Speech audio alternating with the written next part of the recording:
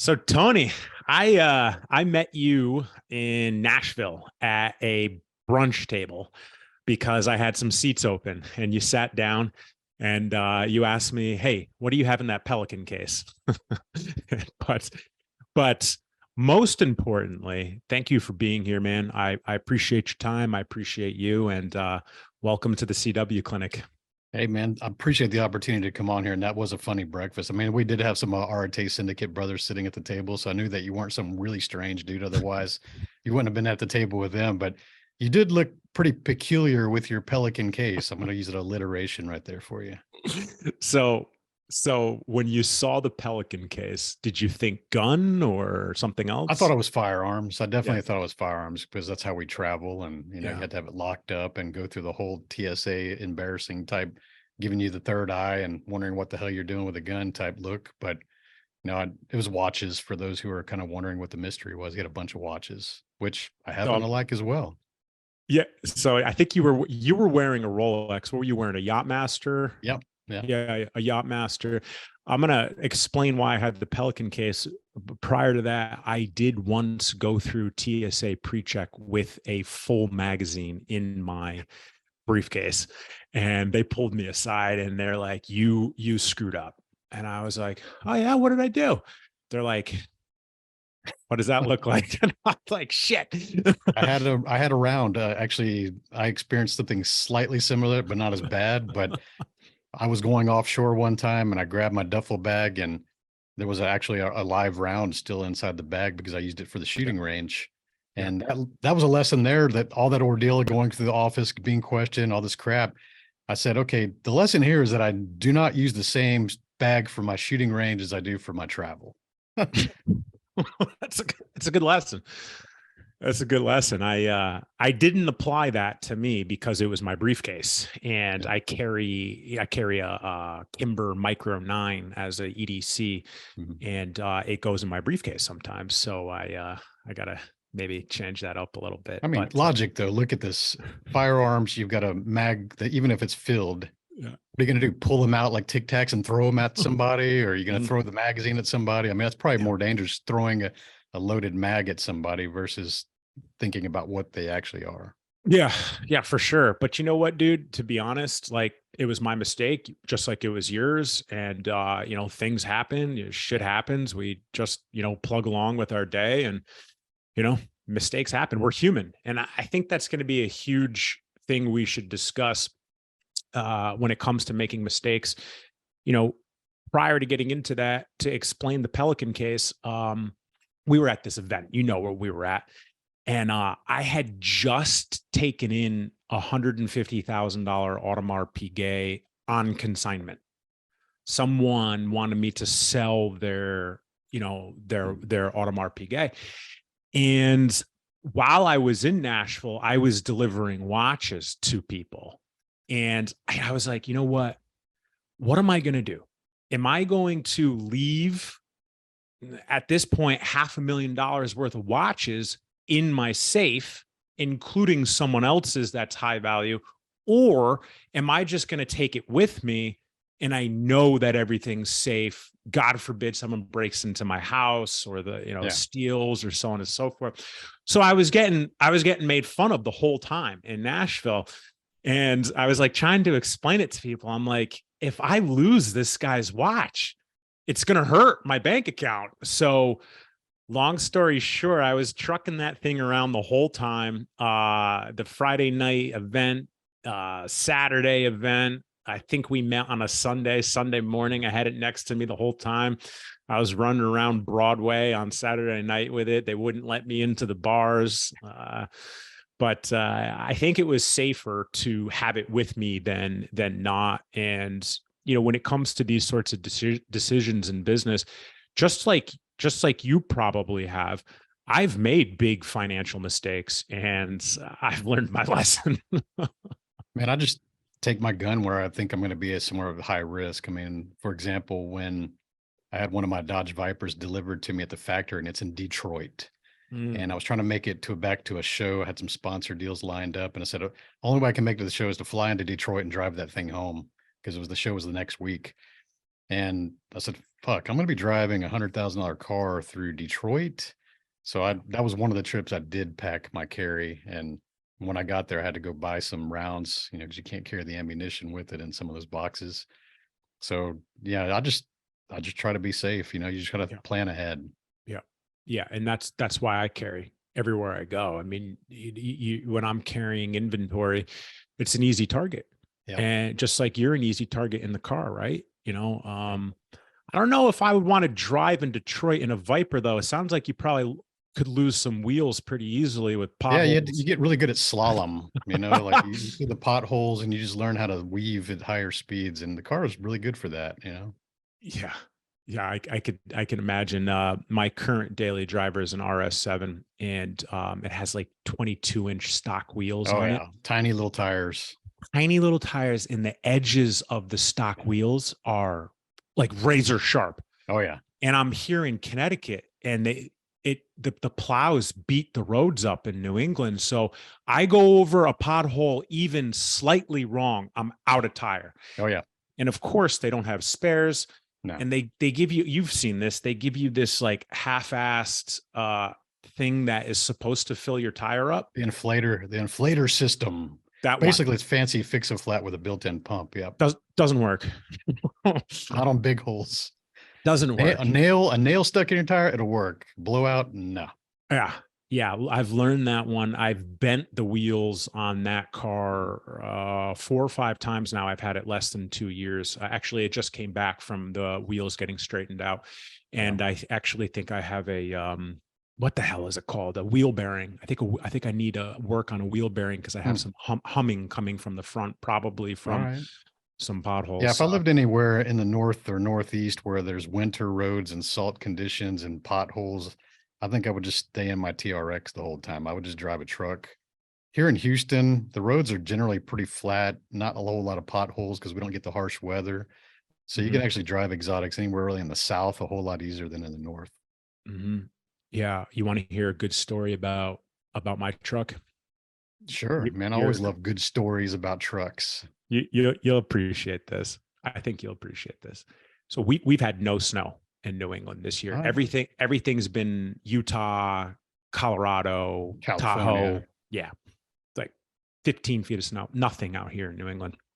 The other day a couple of weeks ago, we were getting a nor'easter, which for anyone that's not familiar, a nor'easter is a hurricane in the winter. Very common here in New England. And it was supposed to be bringing 2 feet of snow to Vermont. And I'm a snowboarder. So I said, oh shit, I gotta go. So my truck is a 99 H1, Hummer H1. Huge tires, dude. Huge tire. I think they're 38s or something like that. Unstoppable when it comes to potholes, to say the least. Oh yeah. Okay. All right. No problem. Get up there. No problem. Go snowboarding, leave the mountain, get back to the house that I'm staying at. It's my buddy's house. The driveway hadn't been plowed yet. And the amount of snow at the front of the driveway was approximately 3.5, maybe 4 feet.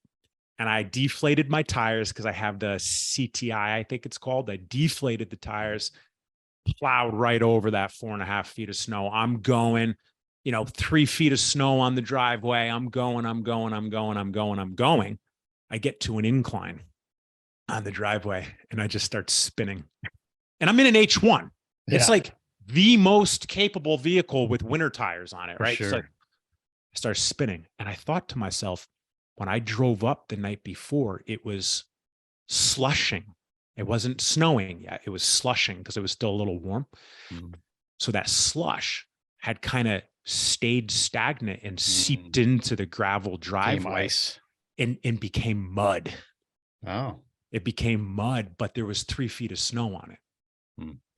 So I call my buddy, he's a chiropractor. Hey, Matt, dude, I got a problem here. And he goes, oh, let me call my guy. So his guy comes in a 4500 Chevy dually with chains on it. He gets stuck. Truck won't start. We're like, shit. He calls his boss. His boss comes, breaks the center pin on his plow in the driveway. So now we have 3 broken, stuck trucks in the driveway. The snowstorm ended up being 46 inches in 24 hours. so, so, so even the yeah. best preparation does not always give you a solution. That's what you're telling me. Yeah. No, and you would think the H1 could handle it. No, I tested it, didn't work. No, just they're made for military use and dry land. Yeah, apparently. And I learned my lesson on that one, but what I now know is don't drive the H1 in 3 feet of snow. It was plowing. It was actually plowing up the driveway. Yeah, they get the most ground clearance of anything that's out there because the way the axles are situated. Yeah. Yeah, you probably know better than I, because you're in this industry. It looks like you've been in the automotive industry for 2 decades. Yeah, since 2001. And you looks like, and remind me or correct me if I'm wrong, looks like you exited one company and have another in the same industry. Yeah, I built ls1tech.com, which is the #1 General Motors performance community. We grew that to about 300,000 registered members. And then I created performancetrucks.net, which is a community for people that like to race trucks. That one we grew to about 280,000 registered members. Wow. So we had about 150 advertising accounts. We did live racing and shows, events around the country in all the hotbed type markets. And it was a multiple 7-figure business I built in my spare time because I enjoyed automotive racing and performance and being in the media and all that stuff. And we sold that company for a few million in 2007. And they didn't want the retail side of it. I already built some businesses that were kind of e-com platform and wheels and accessories. And they just wanted the email addresses, the contact information, and the advertising accounts, something they could really lump in. It was a private equity purchase. They had the data assets. They can combine them and make $100 million company, right? But they didn't want the retail side of it. And I was like, well, can I keep that? And they're like, yeah, we don't want that part anyway. We didn't even factor that into our evaluation. It's like, okay, cool. So I just created a separate LLC, Deviate Motoring, to focus on wheels and accessories and also keep me in the industry, also to keep me with basically wholesale costs and all the things I was going to buy anyways for my cars, because I always mod them out, and it keeps me in the industry. So I enjoyed it, and doing that for 20 years also on the side. And nowadays I'm working with SEMA, and they're the Specialty Equipment Manufacturers Association for this, basically the aftermarket industry. And they have me on the marketing type task force, helping them with their marketing and things like that. So yeah, it's been really good. The industry I enjoyed. I've written for all the major automotive magazines and all kinds of stuff. So I really enjoy being in that industry. So you exited that LS1 just before the last major recession, it sounds like. Yeah. And if I heard you correctly, you said you did that on the side. You built that company on the side? Correct. I was always working in oil and gas as a project manager. I've got an engineering degree that I've put myself through school as a blue collar worker. I was a mechanic. I was a welder. I was a pipe fitter, waiting tables, going to school at night. It took me about 7 years to graduate. And I enjoyed that aspect of the career, because in the oil and gas industry, I got to learn to play with the big things. And the thing is that a lot of people will boohoo corporate experience. And I know you've had different experiences before you got into this as well, but guys, I was in oil and gas, and I was managing hundreds of millions of dollars. I was writing purchase orders bigger than most companies nowadays. And so I gained a lot of experience in processes and systems, and also not really having to bake in the kind of emotions in the decisions. I think too many people, especially small business owners, they really cater to their emotions a lot of times when there's a key decision to be made, whether that's hiring, firing, scaling, all these big questions. And when you're working with really big numbers, you become numb to that. And so you start to operate with risk management and mitigations and understanding processes and redundancies. And so I became very good at doing that. And I applied that knowledge to my small businesses by putting processes, systems, and people in place where I didn't have to be present. I didn't have to check in. I didn't have to show up somewhere. And so ultimately I was making about 400,000 a year profit on those side businesses, while my engineering salary at that time was probably about 150. Commas and zeros. Yeah. It comes a point where it's just an extra 0, 2, or 3 and a comma. And you said something quite intriguing to me, being someone of personal development and self-awareness, which I know you are too. Let me ask you something. Do you see a similarity between lack of self-awareness, in this case, emotions or emotional intelligence, and small business owners that are getting started? You were mentioning that a lot of small business owners make decisions with emotions. So to kind of like bring it full circle, do you see that as a lack of awareness because they're early in their journey, maybe? Yeah. Most people, not even just business owners, most Mhm. people react based on emotion. If you Mhm. need really simple examples of that, if you're still road raging, if you're still screaming at the windshield and honking your horn and shouting obscenities at your own windshield where nobody else outside of your vehicle can hear that, you lack emotional control. And for most men, unfortunately, they think that if they're doing that, it's a show of force, it's a show of strength. But really, to anybody that's got emotional control, that's a fucking show of weakness. You're a weak human if you can't control your emotions. Now, I understand you're in a military background, and we also see first responder backgrounds, and we see people that are in the special forces. These guys have heat of fire. They're in the battle, but they maintain emotional control. And if you want good examples of that in movie, look at Hollywood's when you're looking at your spy movies or James Bond or something like that. These guys are stone cold killers just walking around with a smile on their face, really calm, doing their operations. That's how you had to think about it. That's actually the show of force. That's actually the show of power. So whenever you lose emotional self-control and you have a temper tantrum or lose your temper, and you can't blame it on your dad, you can't blame it on, well, that's just how I am. No, you're fucking weak. And until you have the emotional control and realize that, you're not ever going to correct that. So I would say use those opportunities where you feel road rage, feel the anger, but don't react that way. Learn how to respond. Respond and reaction is two different things. So we react, knee-jerk reaction emotionally, where that's business or making snap judgments. But respond is the milliseconds in between the stimulus versus the reaction, where you go, hey, how is the best way for me to respond? Is it really going to change the outcome?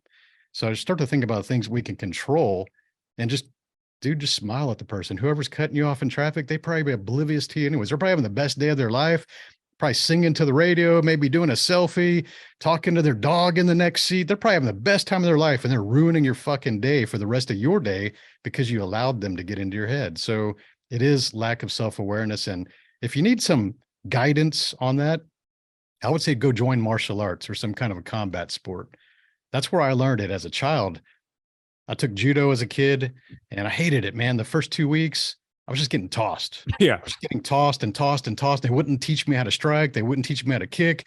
Couldn't even defend myself. I was just getting grabbed by the gi and just tossed. And I told my mom, this sucks, mom. Like, they're not teaching me anything. I'm just being like a tackling dummy. And my mom's Japanese and she knows very well about martial arts. And she said, that's part of the process. That's how most people quit. You have to learn how to fall. You have to learn how to take the hits before you learn how to do the hits. Yep. And so I just stuck with it. And through that, because I did have that violent type temper, just like my dad did when he's a Marine sergeant from Vietnam, right? Exactly. I saw that in him and I had that as youth, but I realized that that doesn't change the outcome and it doesn't make you stronger. When you see these guys who are literally badasses can just walk in. And another example I'll say is we all like to watch combat sports, UFC, things like that. Now, when there's the entry music and the fighters are walking towards the octagon and they're kind of showboating a little bit and getting the crowd riled up because that's the marketing, that's okay. They're showing their emotion in that moment. But as soon as they step in, the guy reads their stats off and you hear ding, ding. You watch them, they just get really calm. They get really serious. And they're slugging at each other, they're hitting each other as hard as they can and trying to literally take the dude's head off. But they're not being all emotional and running around and acting like I'm super awesome and I'm tougher and I'm angry. Like, that's fucking weak. They know that. They're really focused on the objective. So I hope the takeaway from this little segment is, yeah, it is self-awareness. It's a long answer, but it's so important, man. To reel it 100%, excellent explanation. To reel it back in, I really feel that understanding the emotion that comes up, in your case and what you're explaining, anger, which is very natural. Anger is just an emotion. It's natural to feel, but understanding it and when it comes up is the key. Just like in business, when we make decisions, understanding the emotion that comes up, and there's a lot of emotions that can come up throughout the day, as you well know and go through and deal with, but understanding it. And something that I have done for years is sometimes I just sit back in my chair and I just take a few deep breaths. Yes. process the information. Okay, this stupid fuck is doing this. All right, got it. They clearly have no clue what they're doing. Take a few deep breaths. That's not my problem. We'll deal with this once I cool down, whether it's 5 seconds, 5 minutes, 50 minutes, but understanding it, having something in place. And I could tell you, anger was the hardest emotion for me to control coming out of the military and an MMA background. And some really cool things that I've put in place, like personal systems that have helped me, for any entrepreneur out there, any male that has anger coming up and they let it control them. Here's some really simple things that I do. And Tony, they might work for you too, or you do them. I wash dishes. I Shit. I sweep It's literally the floor. bull in the china shop. Yeah, yeah, Therapy exactly. right there, huh? I sweep the floor and I take my dog for a walk. That one's key. Nature is a way to Yeah. ground you. Get out in Right? nature. Go get some sunlight. Go listen to birds chirp. Go watch some squirrels. Like, you can't be angry listening to birds chirping and watching squirrels chase each other around. Yeah. And you can't fire off an email, make a phone call, do a text message, talk to your team, talk to a vendor when you're pissed off. Yeah. Because you're eventually going to regret it. You're going to deteriorate or erode your relationship with someone if you don't just burn the bridge right there. So you go out in nature, you walk your dog, you take care of whatever, wash the freaking dishes in my case, right? You calm down and then you have control over what you're doing. So I bet those fucking dishes are spotless when you're done, though. dude, they're good, man. You're anger washing them. They're pretty good.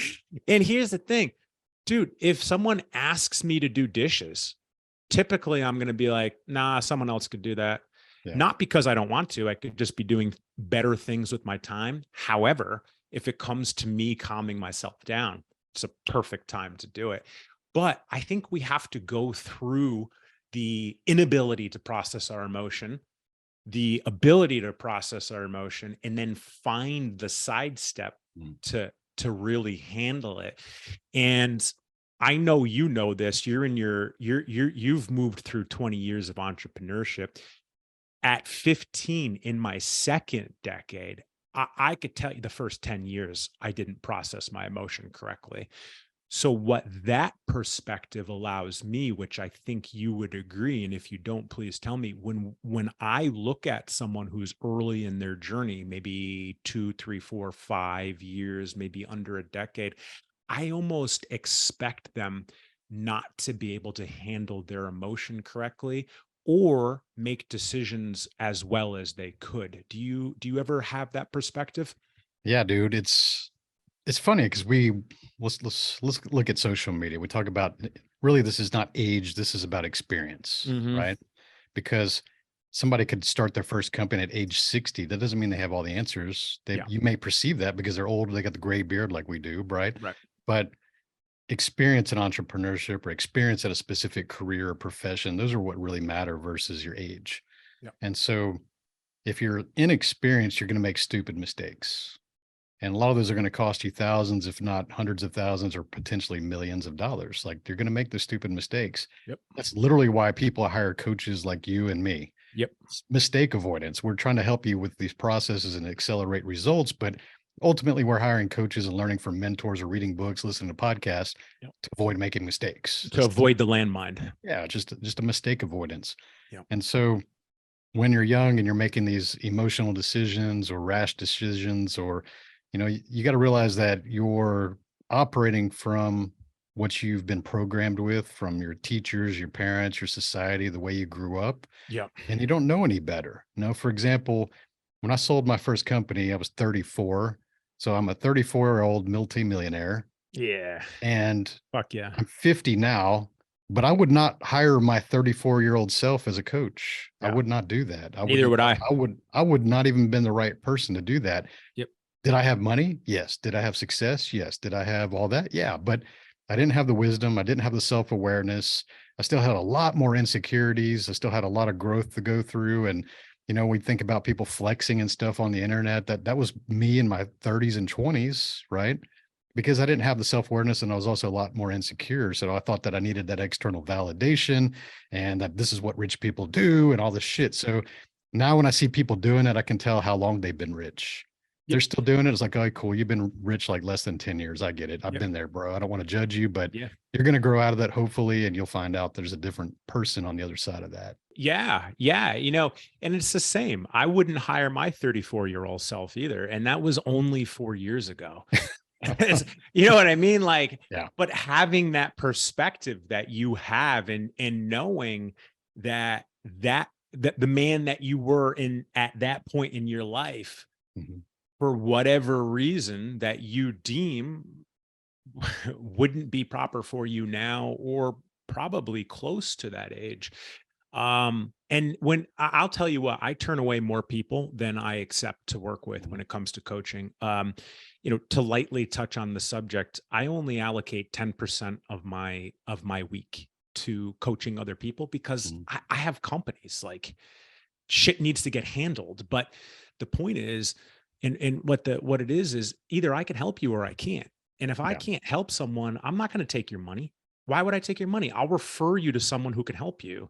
For instance, if someone says, "Hey, Chris, like, I want help with mindset, leadership, and raising a family," and I'd be like, "Well, dude, I don't have a family, so, and I'm not married, so I'm not the right person for you."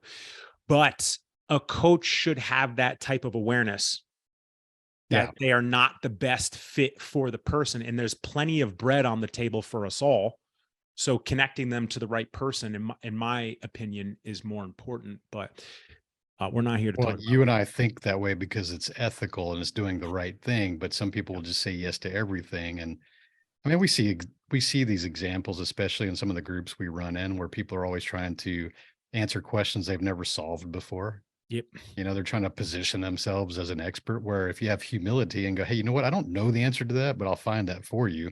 Yep. People will actually gain more respect for people who admit when they don't know something and that they're willing Yes. to go do the work than people to just act like they have all the answers. Because, I made a post, I guess, maybe 2 or 3 weeks ago. It kind of ruffled some feathers like I always do. I said, next time you see a guru on a webinar or a live stream talking about wealth and success, ask them to grab their phone and take you on a tour through their home. Yeah. And man, so many people got offended by that. And I I did know that. why, because the people that are getting offended by that on Facebook or Instagram were the version of me when I was in my 20s and 30s, where I had money, but I didn't have all the proof and I didn't have all the things. So I would make up these excuses to try to convince you that I was in the right spot. Like, you would see people going, well, not all the rich people have big houses, and not all the rich people have fancy cars. And I said, that's not what I said. Did you read the post? I said, next time you see a guru live streaming on the internet talking about wealth and prosperity, very specific segment of people. But these people that felt some kind of insecurities about not having the money, not having the house, not having the things that they desire, felt that they had to chime in and defend that, hey, there's some rich people that don't show that. Those aren't the people I was talking about. See, they get triggered by things that are in their insecurities, not by the actual context of what I wrote. And people like you, people like me, we're very specific about every word that we write. We're very specific. When we create copy, we create a post. You can bet your ass every single word in that post has been thought about and it's there for a specific reason. So should you choose to skip the context and get offended by some little segment of that post, that's on you. And it's really highlighting your dark side, your insecurities, and things that you probably need to work on. And that just comes back to emotional control That's and right. emotional intelligence, right? Completely. And here's the thing, guys like you and I, we're not going to light someone up either when we see them get triggered. We're going to be like, you know what? I could see your perspective. However, I think Yeah. you missed the point to the post. And, Yeah. because, you ruffle feathers, I ruffle feathers. That's what we do. That's arguably part of our job as consultants. Yes. We need to It's tell awareness. you. Yeah, we need to tell you what you can't see. Yeah. But on the internet, people are all shitty about whatever because they woke up on the wrong side of the bed. And you're absolutely right. Every single word is thought about. And as authors and as people that produce content and try to hold doors open for others, every single word is important. Every word. Um, I was talking to a guy. He runs a multi-billion-dollar company. He's younger than me. He's in his early 30s. It's a card processing company. And he gets pitched all the time, by these gurus. He gets pitched all the time. And I was listening to his response. I think you'll appreciate this. I was asking him, I was like, well, what do you do? He goes, well, Chris, let me tell you what I do. Okay. If I feel like trolling someone, I say, I'll listen to you. Send me a screenshot of your bank account. Give me your address and let me see your garage. Yeah. I Ouch. never, I never thought of responding like that, but it's true. Yeah. I'm sure you get pitched all the time, don't you? Oh yeah. Yeah. I mean, it's, yeah. Anytime that you're present on social media, you're just getting, I mean, I get pitched for people that tell me I should start a podcast or write a book. I'm like, bro, you didn't do your research very Bro. well. Yeah. Yeah. Yeah. Yeah. For real. LinkedIn's the worst for me. I mean, they just Trash. I can't even look at bombard. the inbox, man. Ugh. That is the biggest dumpster fire of just pitch, pitch, pitch. And I kind of feel sorry for those people. I almost want to come out with a course on how to do things better for those people and just start responding back to them. Yeah. Cause you've done that, right? You've built courses, right? I've built courses before. I mean, it's I think the value of courses has definitely gone down in the last 5 years because people value instant contact or being in proximity of people. They want high value, high touch. So the low dollar stuff, running a bunch of ads, trying to sell things and become a multimillionaire. Now it's just that's an old game. And you see a lot of the marketers having to shift and do different things because it ain't working for them anymore. Yeah. Yeah. I've built six e-courses and I've noticed the similarities as well. Mm. But I think fundamentally an e-course of mine was probably one of the best things that happened for me and my personal brand, which I really want to talk to you about personal branding, because I turned it into my first book. And Mm. you being an author as well, like everything that, or most things, or some things that were in your book were likely things that you had been teaching for a period of time Yeah. prior. Do you find that connection between that knowledge going into your book and really accelerating your personal brand? Yeah, absolutely. Yeah, I think that everybody's got a book in their mind, and Mm-hmm. mine was in my mind for probably 5 years. Mm-hmm. And the book is usually stemmed around something that people continuously ask you advice for because they've Yep. thinking that you've got the results or they feel that you're demonstrating your authority in that niche or that subject. So pay attention to that. Whatever your career is doesn't really even matter. If you're, let's say, like you talked to before we fired this up, we talked about snowboarding and skateboarding. Well, Yeah. maybe you're a badass snowboarding, but you're a lawyer. Like Yep. maybe the book has nothing to do with your lawyer career, but maybe you're a really badass snowboarder, and that's the thing that you should be writing, right? So pay attention to things that people are always asking you advice on, regardless if it's your career or not your profession. And I said, you know what? I've built some really successful businesses, especially side businesses, which are really time constrained and understanding processes, systems, walking people through how to start up things. So I wrote the book Side Hustle Millionaire is really to how to take the ideas that everybody brags and pats themselves on the back for having ideas. Like, I got an idea. Someday I'm going to do this and someday I'm going to start a business. They're like, fuck off, man. Until you do something, it doesn't matter. Go And fucking do it. so I mean, I'm working in corporate. You can imagine the inundated type inquiries that I would have. People would see my lifestyle, get a little glimpse of that and go, hey, what do you do? And I try to tell them that and they would just nod their head. That's a great idea. I'm going to do that someday. And I see these people there, it's been 20 years. They're still in the same fucking situation they were in. They don't do anything with the information. So I said, there's a lot of people out there that just kind of need the hand holding guide. So I literally go through the process of identifying your ideas, weighing those against each other to find out which one idea is going to get you the best odds of success, the way you define success, Yes. using actual numbers. Imagine that, right? Holy shit. Talk about LLC versus S Corp, how to do funding, what marketing, what kind of website things are we looking at? So it's really a roadmap to go from 0 to 7 figures. And the book's done exceptionally well. I mean, it hit #1 on Amazon in the small business category. It got to Hell number yeah. 11 on all personal development books and Hell yeah. sold thousands of copies ever since. And that book really launched my entire career and my personal brand and everything that I'm building nowadays. And although I don't really focus as much on the startup, the beginner type stuff, most of my clients nowadays are 7 and 8 figure business owners. Mm-hmm. It's still there. It's still out there on Google Space, hundreds of interviews, a lot of content out there for that. And I'm glad I did that because when you're writing a book, you still have a lot of head trash. You have a lot of self-doubt. You have a lot of Oh things yeah. like, why would people buy this from me in that kind of Yeah. situation? And so you still have to put it out there. You just got to do it your best. Don't half-ass it, put it out there and see what the result is. And then mine did really well. And so what I learned from that entire process is that a book will actually unlock hidden doors that you didn't even know existed. Like we always think about keys to doors, but that book opened up so many avenues of networking and authority that I didn't even expect that kind of result. I knew some of the tangibles that we would receive, but a lot of the networks and opportunities to speak at different events and different types of clients and different types of shows and different type of networks, like, holy crap, that book had some legs to it. Oh yeah. Oh, absolutely. And I want to ask you how it kind of pushed into your personal brand. But before I do that, let me ask you a question. Did you, in the writing or launching process, which is a hugely time consuming thing, did you ever hate the book? Did I ever hate the book? Yeah. Did you ever like hate it? You were like, you know what? I just fucking hate this project at this point. No, I never did. I always saw it as a labor of love and I enjoyed it. And back then I was actually still drinking alcohol when I wrote it. And I said, you know what? The best way to write a book is to have a friendly conversation, just like you and I are friends and we've actually had a meal together, right? If you can write a book from that perspective, even if you have authority in that subject, that's going to be better received than trying to be an authoritarian and speak down to people and like, I'm super awesome and you're not, and here's why you're not awesome. And so a lot of the feedback I got from that book was, man, it felt like you were just talking to me and like we're having beers. And it's like, well, you know why? And I said, because when I wrote some of those chapters, I actually poured a pint of beer and I sipped on it while I was writing it because I wanted to be in that flow state, like I was sitting at a pub with you having a conversation. And so I did that for several of the chapters, and people really picked up on that vibe.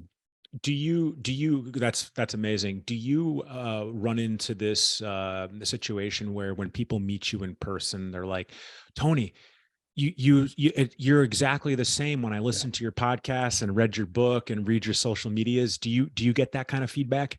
Yeah. And that's one of the best compliments you'll ever Yeah. receive. Oh yeah. That is one of the best compliments you'll ever receive. Authenticity.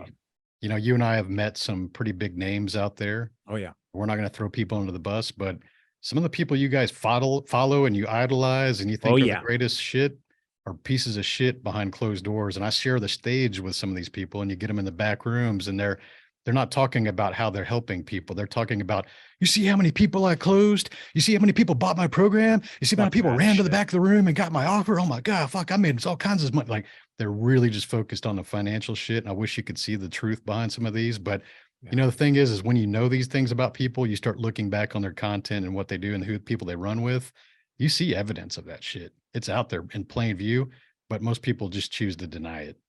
You this weekend, I was sitting in Vermont with a buddy of mine, and he was talking about that exact situation with someone who's in some hot water that's big in the personal development industry for fraud. And like, you hear about these things and you connect all the dots. It's unfortunate. I mean, I get it. Like, we all have to pay the bills, but what are we here for? Are we here to actually try to help people?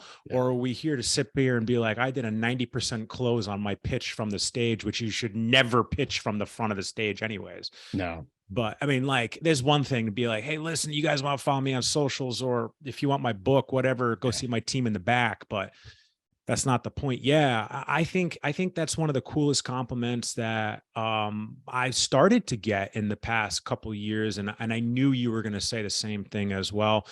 And how much has your personal brand, I don't want to say taken off, but how much have you been able to build because of the things that you've put in place prior, like building a multi-7-figure company or 8-figure company on the side, selling it, writing a book, publishing it, hitting all these marks, and then building an extremely successful podcast. And look at us. We didn't plan this. We're wearing the same outfit, just I have pit stains and it's different. It's different logos. You gotta wear black shirts, man. They hide the pit stains better. That's all. Man. You just wear black. Navy blue or black. There you go. But like, how much I get heated. Like when we do these sorts of things, like I'm locked in, just like you're locked in, and I'm heated and I'm passionate. And I want to know. And like, how much has this helped your personal brand doing all these things? The thing is about personal brand is that it evolves, right? And I think it's okay to reinvent yourself. I think a lot of times people hold on to their old identity maybe you were an athlete in college or high school and you're Yeah. holding on to that old identity, and you All peaked the in high time. school and you're talking about that touchdown you threw in, 1985, right? Cool. You were 18, So bro. like get rid of your old identities if they don't serve where you're headed, Yeah. right? So for example, me being a car guy, drag racer, road racer, those are hobbies, but many people in that industry build their identity around that. Like it's really one dimensional. Mm-hmm. And you have to ask yourself, hey, do I want to stand on stages? Do I want to serve millions of people? Do I want to make an impact in this world? Do I want to create a legacy? Well, does me be just going, hey, I'm a car guy, I'm a drag racer, or people that use that false humility? Well, I'm not really a smart guy. I'm just a a tool guy, like that's some bullshit. Like define where you want to go in life, define the impact that you want to create in life, start to visualize what that version of you looks like, and don't do it by copying what other people are out there in the top of the industry, because everybody's got their own style. And I'll Yeah. tell you, when I was working in corporate, I would dress nicer because that was kind of the thing. I was on the executive path. I'd wear ties or blazers. And when I got into the business coaching, it kind of spilled over because I was already dressing like that and I had the wardrobe. And I Yeah. see these other people wearing the suit jackets and things like that. And about a year into it, I was like, you know what? Fuck that.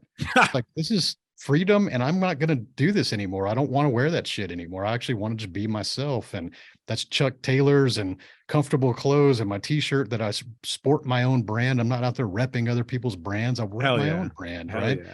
And so You always have your stuff on. always wear your brand. Always. That was actually a Grant Cardone lesson. I'll Yep. share that one too, because this was a good takeaway from one of his 10X growth cons. I think it was 2018 in Vegas.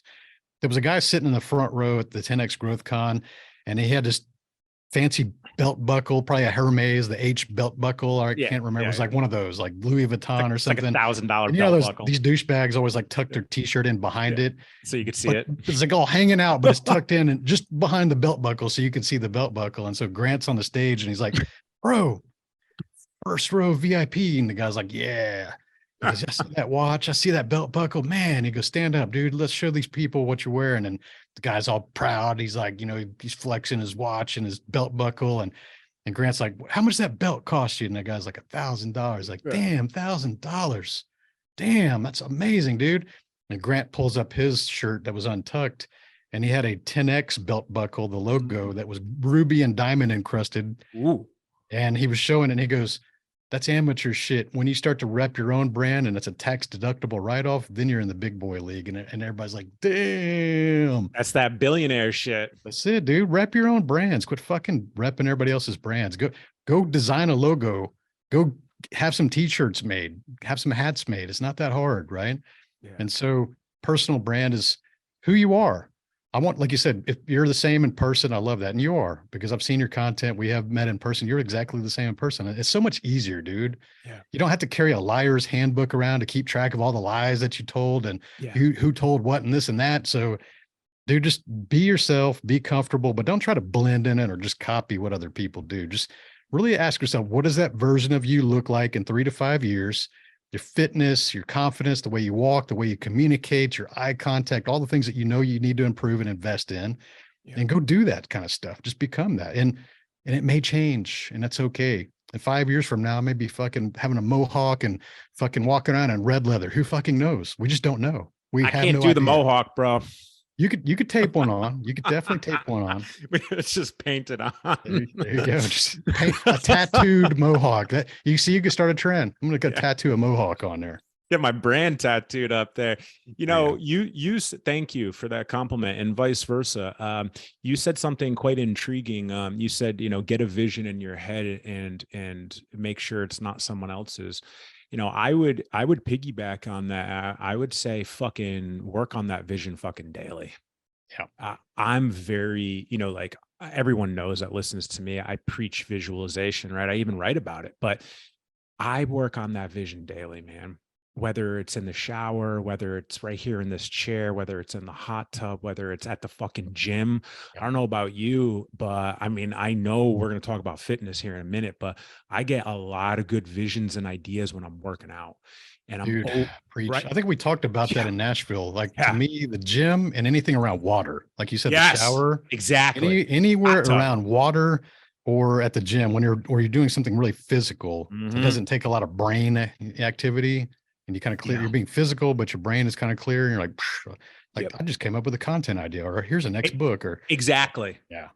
Yeah. And I think that's important because you have a really strong personal brand. I have a solid personal brand. And I think having the vision of where you want to go and what you're trying to do, and as long as it's pure, just like you said, you don't have to have like a book of lies that you have to like keep track of. As long as it's pure and you have the vision and you work on it, it's gonna come to life. It's gonna manifest Yeah. eventually. The key is you got to put the fucking work in. You will That's what I, become it. You will become. yeah, You will exactly. become. It's And impossible not to become who you visualize yeah, as long as you start operating and making decisions like that better version of yourself. And it blows people's mind to think about that. But you and I guarantee we think about ourselves in the future, and we every think day. about, like you said, what do we want our relationships to look like? What do we want our finances to look like? What do we want our fitness to look like? Where do we want to live? What do we want to drive? We start to visualize things 3 years, because that's going to go pretty quick. And if you could make the decisions today that will lead you closer to that direction instead of away, because every decision we make, whether that's the food on the end of your fork, or the person that you didn't follow up and call back, or the people that you were supposed to go meet, or not keeping Preach. promises yourself, or skipping the gym that day, every single decision, even down to the basic decisions, one way is going to lead you closer to that version that you visualize. The other one's going to go away from it. So you should not be perfect. We're not being perfect here, but let's say 95% of the decisions you make lead that right direction. It is literally impossible not to become that better version of yourself. And that's the key. You have to put the work in, right? Everybody's like, oh, I'm gonna manifest it. Yeah, motherfucker, you got to put the work in Every every day, single every every single day. day. And let's just be real for a second, okay? And I've said this before. I've been working out for almost 27 years now, right? I'm fucking 38 years old, right? Started when I was a kid. Right. Anyways, the point is 50, 60, maybe 70% of the time, 7 days a week, I go to the gym. I'm not on 75 hard. I just stretch, foam roll, cardio, weights, whatever. The point is, whatever the percentage is, I don't feel like being there. I don't. I carry plenty of fucking muscle, plenty, but I don't feel like being there. I don't want to always serve myself chicken, rice, avocado, and vegetables. However, I know my body digests it. Yeah, I know that when I'm in top physical form, this performs better. This absolutely. performs better. My business grows faster. My relationships builds because I feel good. And Mhm. someone like you're a deadlifting motherfucker. I know you're in the gym regularly. Do you agree that forging that habit of discipline within fitness, whether it's in the gym or not, is critical to developing a life that you want to live that you were just talking about? Yeah, to me, you are not a high performer unless you're a high performance individual, and that's on a personal level. I think that many people lie to themselves, especially men, because I'm talking to you guys right now. Yeah, You think that preach. once you get the financial checkbox figured out, that you've got it made, and that's the majority of men, and they walk around with bitch titties and a belly sticking out and wonder why, like, they don't feel good when they're taking the shirt off at the beach or at the pool, or they skip pool party invitations because they don't feel like they're ready for that. There are a lot of Yeah, insecurities. We all have that. yeah. Everybody, even fit guys, have Oh, insecurities around their body, right? absolutely. So Absolutely. that's normal. But the thing is we lie to ourselves. Like when we're out of shape and you'll be like, oh, yeah, I'm 40 pounds overweight and I'm large and in charge and shit like that. Dude, whatever level of confidence you think you have because you're faking it, whatever you have and you're not where you want to be physically, it will become amplified when you are physically fit. And I'll tell you, if you're in your 20s and you're out of shape, like that's pretty bad because you should be pretty fit in your 20s. Like that's normal, pretty common. 30s, probably 50% of the people should be in shape. Like that's kind of what we see in general public when you're walking around. Now, if you're in your 40s and you're physically fit, you're kind of an oddity. Like that's not Mhm. that's very unusual to see a man in their 40s that's fit. So you want some fucking dominance when you enter a room, be a man that's in your 40s that's actually fit, right? 50s, I just turned 50, so I don't have a lot of experience in this decade, but it's really fucking unicorn level when you're 50-year-old and you actually can lift heavy and do these things. And so when I enter a room and people see the gray beard and they see me fit, that's a persona that I've created over several years. And talk about deadlifts. I used to hate deadlifts, man. I really started focusing on those about 4 or 5 years ago. Mm. And I avoided them. I did the squats and the leg rack and all these leg extensions and the machines. And man, I hated deadlifts when I first got it started because they would make me super dizzy and I felt like I was going to pass out. And that Yeah. was back when I was probably repping like 225, right? Yeah. And it's like, fuck, dude, I'm about to pass the fuck out. Like, this is rough. Like, I don't know if I like this. And probably the first two or three times I dabbled in it, I was ready to, like, I'm not going to do this anymore. That's fucking hard. But then I said, you know what? I'm going to see how many times I can do this to where I get used to it. Because everybody kept saying that your body gets used to that internal pressure because it's a fuck ton of pressure with all your Hell body. yeah. It's a full body lift. And so here's the weird thing about that. If you start doing that twice a week, every fourth day, I would do that. And Wow. probably about a month, month and a half, not that long, my body started to get used to the weight I was lifting. So I had to go through that month, month and a half conditioning where Yeah. your body's like, okay, here we are again. This is comfortable. Like, we understand this, what we're doing now. Like, let's get to work. Yeah.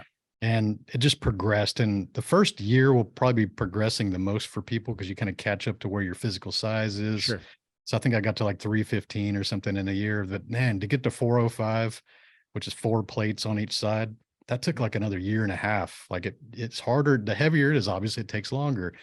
And then to get to 500 plus, it took me maybe another 2 years on top of that. So very fast acceleration first year. Then you got these 2.5, 2 year and a half and 2 year in between to get to plates.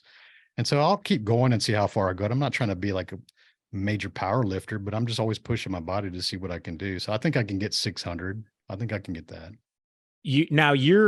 You're at 500 right now, right? Yeah, I'm 5'10" was the last I lifted, and I weigh 187 pounds, and I'm 5'10". I'm at 5'11", 5'10". Depends on what day it is. 5'10", Yeah. 5'11". Whatever shoes I'm wearing. I'm 5'10" in my Converse. Right. 6 foot with some winter 6 boots foot on. with my fucking cowboy boots on. We see you guys wearing cowboy boots for a reason. We know what you're doing. Yeah, we know what you're doing, bro.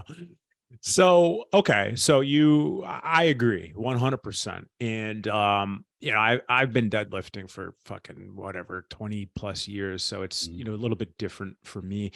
But I will tell you, they fucking suck at first. That's for sure. And Dude, they suck. what? They're so much worse than squats or bench Yeah. press or anything. It looks easy when you're good at it. It really does look easy. When you watch a video of someone doing it, you're like, oh, I could do that. Yeah. It's And then you're humbling. sore as shit Fucking for like humbling, man. the 2, 3, 4 days afterwards. So let me ask you, over your career, being into fitness and doing very well in business and so on and so forth, were there any periods where maybe you weren't in good shape or in as good of shape? And did you see the byproduct of that with your family? Maybe I'm not saying talk about your problems. I'm just saying maybe some problems in the family, maybe some problems in the business, maybe some problems internally. Was there any correlation to that? Yeah, absolutely, dude. That was me between 35 and 39 Ah, because I had just sold the company at 34. So I had millions in the you bank you and got rich. got rich, got lazy, got Yeah. comfortable, Yeah. was buying shit, eating fancy shit, traveling the world, couldn't not have the cool food in all these different countries and things like that. And so Mhm. and I also had aches and pains from, playing football and martial arts and things like that. And I use those as a convenient excuse because we all have them. Oh, And yeah. at the time, I was also hanging around with some good high net worth people of that age group, but they were also out of shape and kind of lethargic and made the excuses like, oh, we don't heal like we used to. And, oh, that old football injury, this and that, like whatever fucking excuses we can come up with, right? It's real convenient.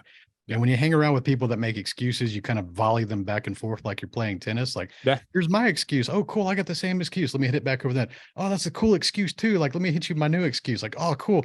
So there's no one ever calling you out on your shit because you don't have a coach. You don't have someone to talk to that's been like, that's some bullshit, dude. Like, you do have time and you're just being fucking lazy. Right. And so here's the weird thing about that. Okay, guys, some of you are going to relate to this. Maybe you were an athlete or you were physically in a better place earlier at some point in your life. And the thing is that we don't ever feel like internally, we don't ever feel like we're changed, right? A lot of you superstar high school athletes still feel like that same person inside your mind because of experience. You did the reps back then. You feel like you're kind of sometimes like a child or things like you still remember the versions of yourself. So you never outgrow that. But the reality is when you fucking walk in the bathroom and you see the mirror. And so there's this dichotomy of, I feel like an athlete, but I'm looking at a fucking lazy slob. And it's hard, dude. It's hard to admit that. So what do? You buy baggier clothes and you try to hide your body, or you just, like I said, avoid the pool parties and the beach, and you just hope nobody notices it. But then you come across like someone that's known you for several years and they hadn't seen you in a few months, and they see you and their eyes get big and they know you're fat. Like we see ourselves every day, and incrementally we just get fatter and fatter and fatter. So we don't really notice the difference. But when you see someone that hasn't seen you in a month or months, and they go, bro, like you got big, man, what's going on with that? And you're like, fuck. Then you realize like the reality slap, right? So the hard part to go back to the gym, to get back in shape, is really hard, because I think of it like a number scale. Okay. Let's say that if you're an average dude, average woman, and you eat okay and you work out once in a while, you're kind of at zero. Let's call that the baseline human, right? You're not overweight, you're not ripped or anything. You're at zero on a Yeah, you're like scale. normal. Yeah. You're normal, you're average, you're at the scale, right? Mm-hmm. When you're overweight or you're weak, you're negative. You're in the negative region of that scale. And when you're positive, you're eating healthy, you're exercising more, you look good, you're positive side of the scale. So the real difficult thing for most people, especially if they've been in shape earlier in their lives, is they go, man, I'm a fucking negative and I got to get back to zero. And it's going to be a lot of fucking work and a lot of months just to get to zero. That doesn't even sound like interesting. Like, fuck, I got to go eat healthy and work out at least 3 days a week. And just to get the fucking average, just to get the fucking average, like all this work to get to zero. That doesn't sound, but that's the kind of shit that I would think about. Right. Yeah. Yeah. And that's what a lot of people think about. Mhm. So they go, oh, I'm just large and in charge. I'm confident and I got money. They just say shit like that. They convince themselves they don't need to be in shape, right? But bro, if you can just put away your ego and realize that your health does matter, whatever confidence you think you have now will become amplified. Yeah. You will get more opportunities in life, whether that's the opposite sex or the same sex, if that's what you're into. Like a lot of different things show up in your life when you show that your standards are higher, because our person or body is the only thing that showcases our true standards and our true discipline in our lives. It's the only thing. Well said. It's so important to me. Well, first, before I talk about the importance, and one of our core values is healthy lifestyle. So I hire and fire by it. But anyways, 31, 32, I was in that place. I owned gyms and I was overweight. I was like in bad shape. Not you were in bulking season, man. I was like in forever bulking season. I've got friends have been bulking season for 10 years, dude. Yeah. I'm like 20, 25, maybe 30 pounds overweight. And I'm supposed to be the leader of this facility. Right. And all my trainers look great, but then like there's the owner with a dad bod. It's like, nah, that can't fly. But I was doing the same shit. I was traveling, I was eating, and the interesting part about it is you can see the reflection in your numbers, and you can see the reflection in the quality of your relationships. So since then, and that was, a better part of a decade ago, but the point that I'm getting at is since then, I believe so firmly in everything that you just said that I've put in place a core value in my company is I won't hire you if you're overweight. Dude, your friends will change too. If you have fat friends, and you start to get in shape, they're going to start saying things like, why are you doing that? We like you the way you are. Like, oh, we don't come hang out with us. Come eat some fucking crawfish and wings. And they're trying to fatten you up again because they feel uncomfortable watching you improve. And if you allow them to do that, they're going to keep dragging you back into that same box with them. And as you start to improve and become more physically fit, you're going to start to make them feel envy. They're going to feel jealousy. They're going to be insecure about themselves. And so they're going to stop inviting you to come around anymore. And that's okay because, trash takes itself out once in a while. And that's a good thing. But just realize that it's going to happen. It is literally going to happen. You're just a walking trigger. You can't avoid it. You cannot avoid it, And not only that, I don't know if you would agree with something like this, and I should frame it correctly so it doesn't sound too terrible. Listen, if you're listening and you're overweight right now, but you're doing something about it, right? You're doing something about it, right? Like you're on it. Like you're not perfect, but you're on it. I respect that. Hell yeah. However, the person that's overweight and not doing anything about it, I won't even do business with them. I won't, because I know they're fucking lazy. I know they're generally probably lazy. Now, Dude, we're all lazy. We're all right. lazy. Okay. You're Yeah. lazy, I'm lazy, but we're not lazy for 45 minutes a day. And that's the and that's right. Like that's Yeah. the point. Like I'm lazy at the end of the day. Like I want to Yeah. unwind a little bit. Okay. Yeah. However, I can allocate 2 hours a day to walk my dog for an hour That's and right. go to the gym for an That's hour. right. I don't think you have to be in the best shape in the world to do business with me. However, if you're just a slob, like I won't even consider doing business with you. Dude, when I see, you know, you and I see these different success and business coaches out there and they're overweight.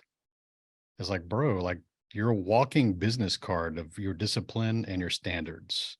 And people don't want to hear that. And it's like, I was pretty honest with it with myself when I was in that situation, when I was overweight and lazy and weak. Like that was my standards. I accepted that. I had to do something about that. And people just want to be like, well, you know, you shouldn't judge a book by its cover. Like, Yeah. yeah, you could. Like everything gets judged. You know, they'll quote the Bible. Oh, the Bible says you shouldn't. Yeah, the Bible actually says you should judge people, but you should also be willing to be judged the same way. Yeah. So it does, like there's plenty of judgment. You go to church, you're getting judged. Everything's about judgment. People do look at book covers. People do look at how we dress. People do look at our fitness. Like you select the people in your relationships because you're attracted to them initially. Like there's reasons that we get judged, and you can't avoid that. And no amount of happy, joy, fucking motivational memes are not going to change the reality. Yeah, it's extraordinarily well said, and I'm happy that you put that perspective on it. As you know, this is a fantastic conversation. I kind of want to get a little vulnerable, if that's okay with you, Let's rock. before we cap out here. But I read, when you were filling out my podcast intake, I read that your biggest mistake that you would go and change was 365 driven. I didn't know if that was a mistake that you wrote in there.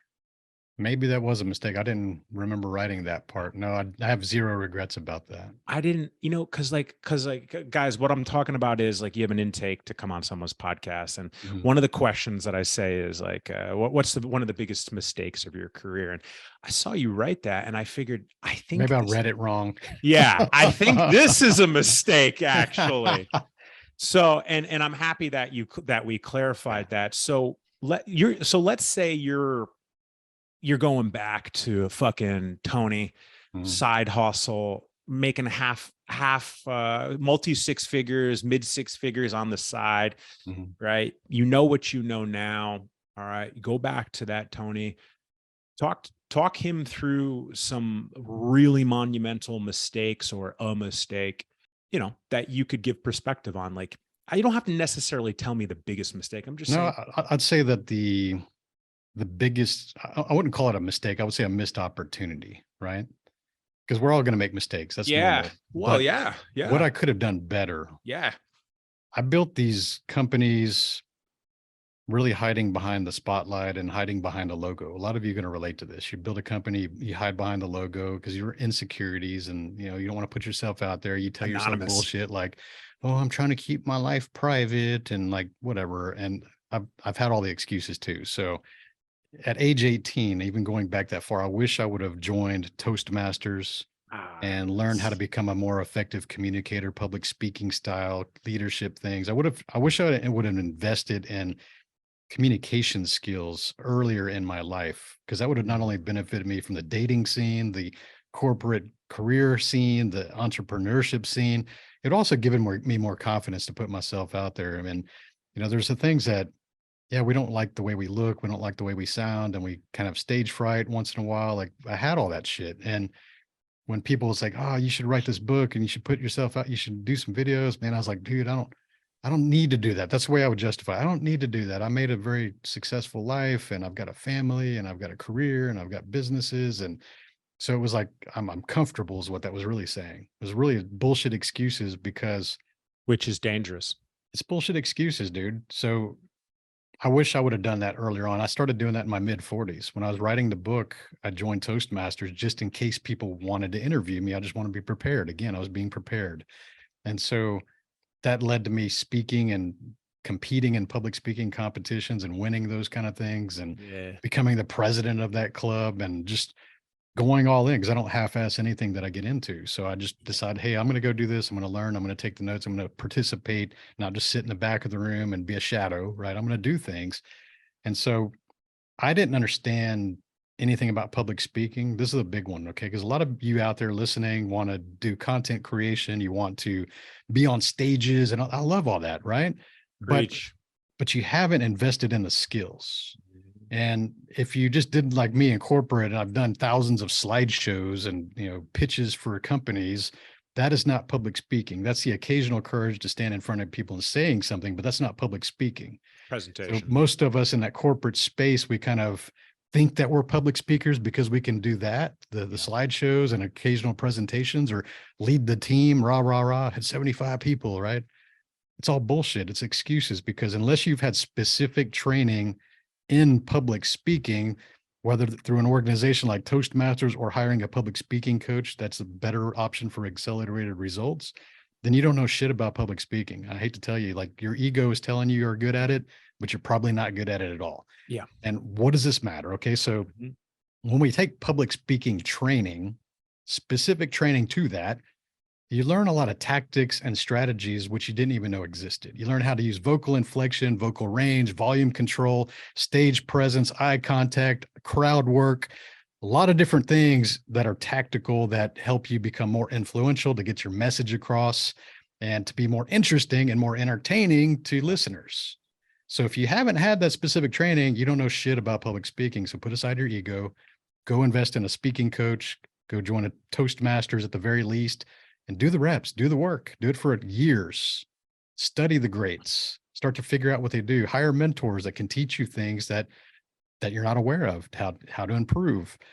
And I wish I would have done that earlier, dude. I think I skipped out on 20 years of acceleration by not having that skill set earlier on. I couldn't agree more. And to put it into like live example, last year was my first year I started that, at year 14, right? Went to a speaker school, ended up winning, only from the sheer fact that I had however many 100 speeches under my belt. But here's the thing. Here's the thing. I didn't know what the fuck I was doing. Right. And I got ripped apart by the coach, of course. And that's how it should have been. And you should. And I didn't know I had S's, like hard S's. Enunciation. Yeah. So I had to hire him to coach it out of me. I mean, it's not completely out, but I'm aware of it. Going off what you said, hiring a public speaking coach. Now let's come full circle. 3 weeks from now, myself, my number 2 and my number 3 are all going back out. Hell yeah. And I'm making them learn how to fucking speak. Now, they want to, but the point is, it's such an underrated skill, and like, I wouldn't say unheard of, but I get asked all the time, Chris, can I come on your show? Yeah, sure. Tell me about your speaking. No, nothing. Okay. So you want me to just put you on the show so I can expose you to everybody? Bro, I know you're going to go off on it. Yeah. Hopefully we're entertaining you listeners right now, but you still have to be an entertainer. A little. Yeah. It's something. You have to have some reps, right? So Toastmasters, public speaking, a coach, anything. If you're an entrepreneur, and even if you have limited resources, right? Toastmasters is cheap. It's $90 for a year. Yeah, exactly. A year. It's a nonprofit. Yeah. Yeah. And now, public speaking. Now, would you also say that earlier in your career, investing in or reading more on psychology would have helped too? For sure, dude. For sure. I actually used to laugh about psychology degrees and psychology because I worked in restaurants, man. And that was another reason I thought I didn't need public speaking, because I was a waiter for several years and I talked to strangers all the time and made a living off that. So I was really confident in front of strangers, like, big deal, right? That's still not tactical, right? Mm-hmm. We don't learn how to sell. We learn how to upsell. We learn how to read people, but those aren't public speaking skills. Right. And so I'm trying to think of the point I was trying to make there. I lost myself there. Oh, you were talking about, you thought that We were talking about psychology, but you Yeah, psychology. yeah, Okay. yeah. So I hired a lot of waiters. I eventually became manager of that restaurant. Uh-huh. I hired a lot of waiters that had master's degrees in psychology and bachelor's Ah. degrees in psychology. So in my early 20s, I used to think that's pretty fucking lame. Like I'm going for engineering school and these people are getting master's degrees and they still have to wait tables. Like that sucks. Like this is a pretty shitty degree to get, right? Yeah. And so I didn't really value it. I just thought it was kind of a joke, and maybe Yeah. some people can relate to hearing that. But as we get into leadership and managing people and get into content creation and doing things involving more people, we start to realize that that is a huge, valuable skill that most Massive. people underestimate. They underestimate, Massive. yeah, mindset, psychology. And if you need some stats here, if you look at the Fortune top 100 organizations, the big companies, they did a personality assessment of the CEOs. And what they found is that 85% of those CEOs of the top 100 companies had a higher emotional quotient than an intelligence quotient. So they're higher on EQ than they are on IQ. Which is what we talked about earlier. And so you and I know that there's a whole lot of brainiac PhD type people who are very analytical that are fucking broke. Like they're still working for someone. They haven't even crossed six figures in some instances. And they're wondering why they're not rich because they're super smart and everybody told them they were a genius and they got the best grades, but they fucking didn't know how to do managing people. So if you want to be very successful in corporate or as an entrepreneur or as a content creator, you need to be very, very self-aware and understanding psychology and managing human and communication skills. Those are the things that are going to get you the money. Mm-hmm. Not to mention the impact, the audience, the value creation. Yeah. I Leadership. Exactly. I couldn't agree more. And the interesting part about it is just a couple of weeks ago, we did an Evolve event for Arte, and I was teaching leadership. And we were talking to entrepreneurs from 5 figures to 9 figures. And, what I was drilling home was I taught off one quote I taught off the whole time. I said, leadership is not when it's convenient. It's always. And all I drilled was psychology, self-awareness, psychology, self-awareness. And people were like, a lot of people, not all, were like, huh?